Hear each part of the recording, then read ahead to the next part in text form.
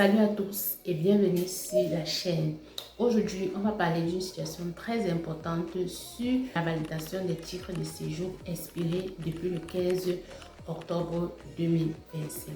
Plusieurs personnes ou alors plusieurs étrangers se posent la question: est-ce que je suis désormais en situation irrégulière et comment faire si Aima ne répond pas aux mails et aux appels? Et comment faire pour faire une action judiciaire contre Aima? Je vous explique tout dans cette vidéo.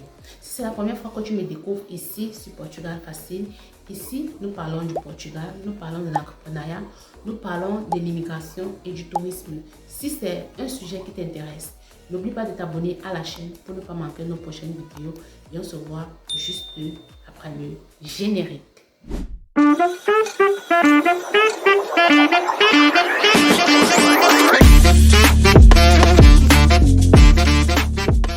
Alors, qu'est-ce qui change depuis le 15 octobre 2025?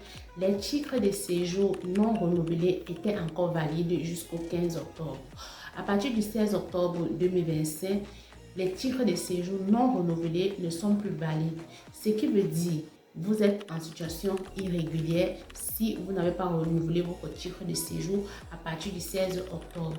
Ce qui veut dire également que les autorités administratives, c'est-à-dire les banques, les entreprises ne peuvent plus vous recruter ou alors vous ne pouvez plus créer un compte bancaire avec ces cartes de séjour expirées. Ce qui veut dire encore que vous êtes en situation illégale sur le territoire portugais. Mais cela ne veut pas dire qu'on va vous expulser du jour au lendemain, non. Mais juridiquement parlant, vous n'êtes plus protégé. Alors, pourquoi Aima est au cœur du problème? Aima, l'agence chargée de migration et de l'asile, a reçu plusieurs dossiers de renouvellement. Et jusqu'à aujourd'hui, ils n'ont pas encore pu traiter tous ces dossiers, ce qui fait qu'il y a des retards au niveau du traitement des dossiers. Il y a plusieurs personnes qui ont fait des demandes de carte de séjour ou alors de renouvellement depuis plusieurs mois, depuis plusieurs semaines, voire même un an et plus. Mais jusqu'à présent, rien n'a encore été fait. Il n'y a pas de carte de séjour et Aima ne les répond pas. Et qu'est-ce qu'il faut faire? Certaines personnes disent qu'il faut engager un avocat, c'est-à-dire porter plainte ou alors faire une action judiciaire contre Aima pour les obliger à pouvoir leur donner une réponse par rapport à leur dossier, soit une réponse positive ou alors une réponse négative. L'action judiciaire ici, qu'est-ce que c'est? C'est un recours administratif contentieux au niveau du tribunal portugais pour Aima.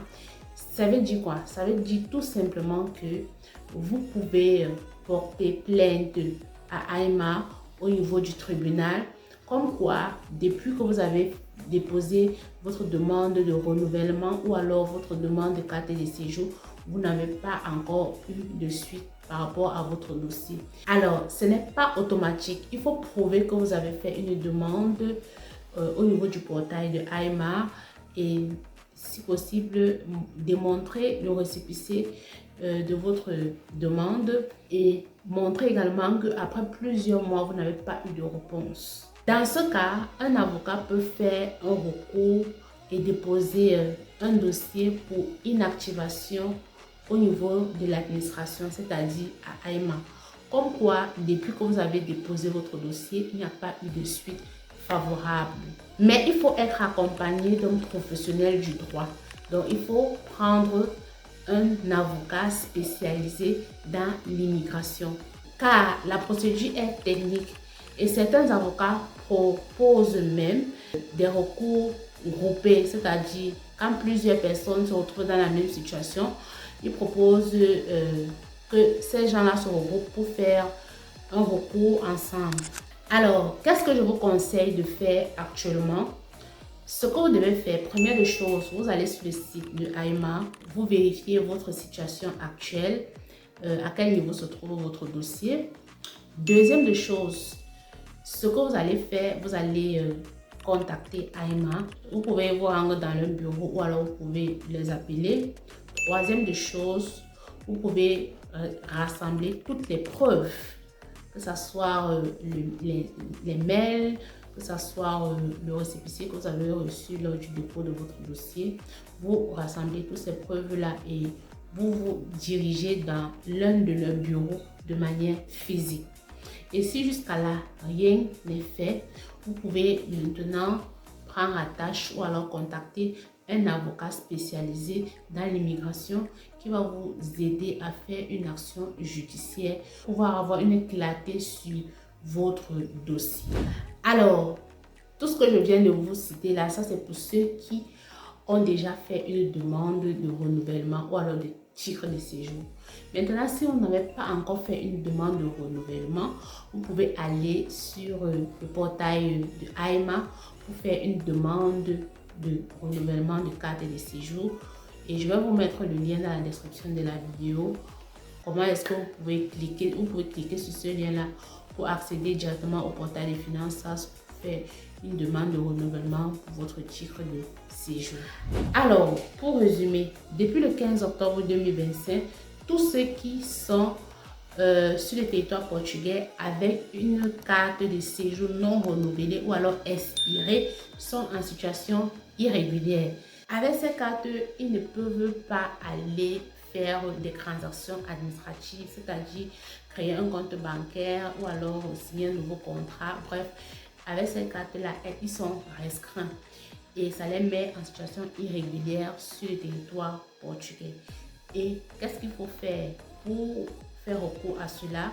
Si vous avez déjà une carte de séjour, vous devez la renouveler. Vous cliquez sur le lien qui est dans la description pour faire une demande de renouvellement.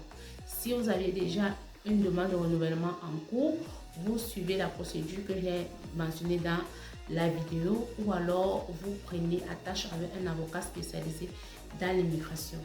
Donc voilà ce que j'avais partagé avec vous aujourd'hui. Et si vous venez d'arriver au Portugal, vous pouvez regarder la vidéo sur les démarches administratives que j'ai déjà faites sur cette chaîne.